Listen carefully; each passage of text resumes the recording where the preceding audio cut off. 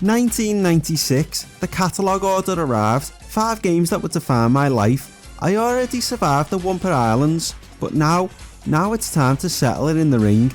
No crates, no fruit, just 10 hit combos and the smell of ozone. Welcome back to the PSX Index. I'm Parasine, 5 games down, 1,273 to go. Last week was personal, but this week, this is where the bundle gets real. As I told you, my mum ordered that PS1 from the catalogue. Shout out to the interest rates that probably paid for the CEO's second car, and it came with the big 5. We've done Crash, now we're moving to the heavy hitters. Tekken was the game that proved 3D fighting wasn't just a gimmick, it was the future.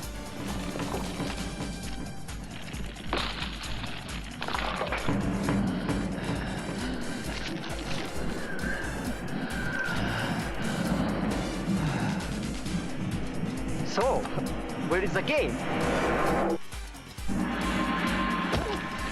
What good is the ultimate gaming system without the ultimate fighting game? Tekken for the Sony PlayStation, powered by Namco. Pick up a 6-pack, you idiot! While the Sega Saturn was struggling with Virtua Fighter, Sony had Namco, and Namco brought the heat. Imagine 6-year-old me, I've just finished spinning into Krabs as a Bandicoot, and then I pop in this disc. The music hits, the characters look like actual humans, well, sort of. And suddenly, I'm not just a kid in the living room, I'm a martial arts master who is mostly just mashing the circle button and hoping for the best. Not much has really changed. In the mid-90s, Arcade Perfect was a myth. You'd play a game at the seaside, come home to your console, and it would look like a muddy version of the original. Tekken changed that, because the arcade hardware, Namco System 11, was actually based on the PS1's architecture. The port was almost identical. This was the first game to sell 1 million units on the PlayStation. Why? Because it felt premium. It didn't feel like a toy. It had those gorgeous, for the time, FMV endings. In 1996, seeing a cinematic ending after beating a game was the ultimate reward. It made the struggle worth it, but let's look at these character models. Yoshimitsu looks like he was constructed out of cardboard boxes and leftover PVC pipe. Jack is literally a collection of cylinders. It's amazing how our brains filled the gaps back then. To me, these were the most realistic graphics ever created. Today, they look like they were made of Lego. Back in 1996, we didn't have 4K Netflix. We had the full motion video FMVs. When you beat Tekken, you were rewarded with a 30-second movie. And let me tell you, these movies were a choice. Yoshimitsu stealing money to give to the poor, inspiring. Law celebrating by eating a giant bowl of noodles, relatable. But then you have King's ending, he's standing outside an orphanage, and the kid runs out to hug him. But because the graphics at the time, the kids look like tiny vibrating demons with no faces. It was supposed to be heartwarming, but it's actually the stuff of nightmares. I remember sitting in the dark in my room, watching these faceless children embrace a man in a leopard mask, and thinking, yeah, this is peak entertainment. My mum's catalogue money was well spent.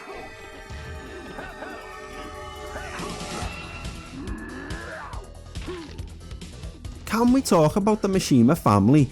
Talk about parenting 101.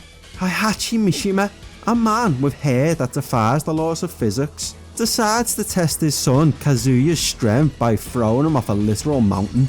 Kazuya survives by making a literal deal with the devil, comes back years later, wins the tournament, and then throws his dad off the same mountain.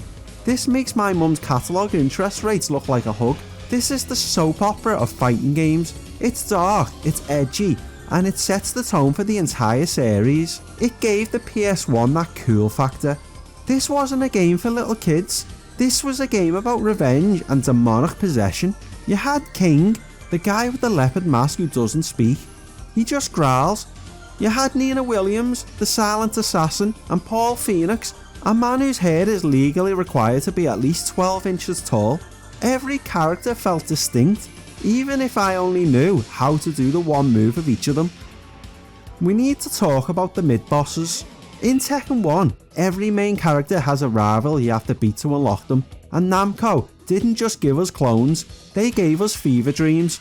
You have Kuma, a literal brown bear who was trained by Heihachi to protect him. Why? Because if you have the money to build a global empire, apparently you don't hire G4S, you hire a grizzly.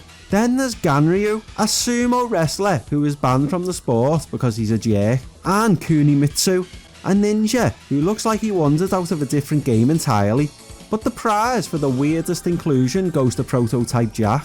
He's like regular Jack, but he forgot to put his skin on. He's just a pile of rusty pipes with a hat. My 6-year-old self was terrified of him. He looked like the monster that lived under my bed, but with a better mid-range kick. Playing Tekken 1 today after playing Modern Fighters is like trying to run underwater. It's stiff. The jumping feels like you're on the moon. If you miss a jump, you're hanging in the air long enough to make a cup of tea before you hit the ground. But the 4-button system, 1 button for each limb, was genius. It made sense to my 6-year-old brain. Left arm, left leg, right leg. Of course, that didn't stop me from mashing right kick until I won.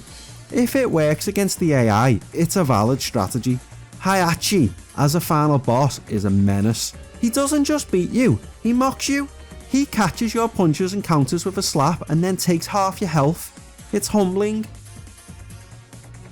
We have to talk about the loading times. On the PS1, loading a fight was an event. You could go in the kitchen, make a sandwich, come back, and it'd still be 80% done. But Namco was smart. They knew we had an attention span of a goldfish. So they put a minigame on the loading screen. Galaxian, or Gallagher, depending on your region. If you beat the loading screen minigame, you unlocked a secret costume for a character. It's the only time in history where I actually wanted the game to take longer to load. It's a genius piece of design, and we've completely lost it in the era of SSDs. Nowadays, I don't have time to check my phone before Anthony Joshua's knocking out Jake Paul. In 1996, I had enough time to contemplate my entire existence while waiting for King to load in the Venetian stage. Looking back, I realised Tekken taught me a lot about life. Mostly that if you panic and hit all the buttons at once, things might just work out. That was my strategy at age 6, and honestly, looking at my tax returns and my adult responsibilities today, it's still my strategy.